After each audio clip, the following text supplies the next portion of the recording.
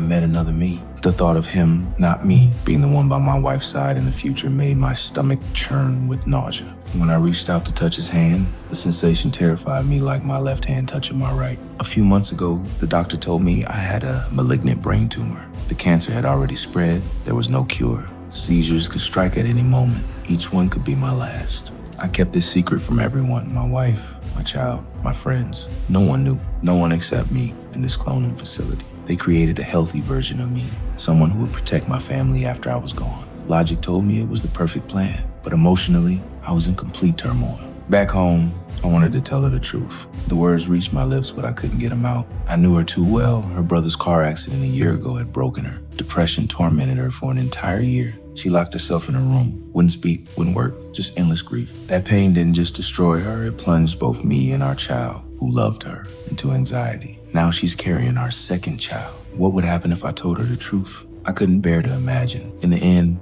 I chose silence and contacted the cloning company again. They introduced me to another clone, a real estate agent. She had no idea about her true identity and greeted me warmly, even bringing her daughter along to work. Watching the natural bond and affection between mother and daughter, I couldn't detect a single flaw. Then I met her original gaunt and sick, waiting to die. When I told her the clone was doing well, what flashed in her eyes wasn't relief, but a barely perceptible jealousy. I decided to proceed with the cloning. Telling my wife I was going on a business trip, I returned to the facility to begin the activation process. Memory transfer was simple, just a device attached to both our temples, then sleep.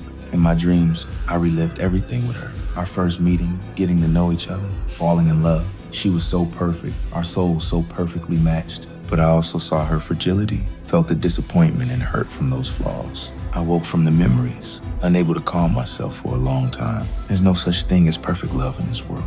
Nobody's perfect. Even those you love deeply will disappoint you. But true maturity means making the right choice between love and fear. So I woke up the other me, meeting face to face for the first time. We were both nervous. Some say when you meet another version of yourself, you'll want to kill them. But for us, it felt more like meeting a long-lost brother, familiar yet strange. After a few days together, I discovered he truly was me. The memories, the habits, even the subconscious traits I didn't want to admit. He had them all, perfect to the point of being unsettling. It was time for him to try video calling my wife. I listened from the side as he started off somewhat unnaturally, but quickly found his rhythm.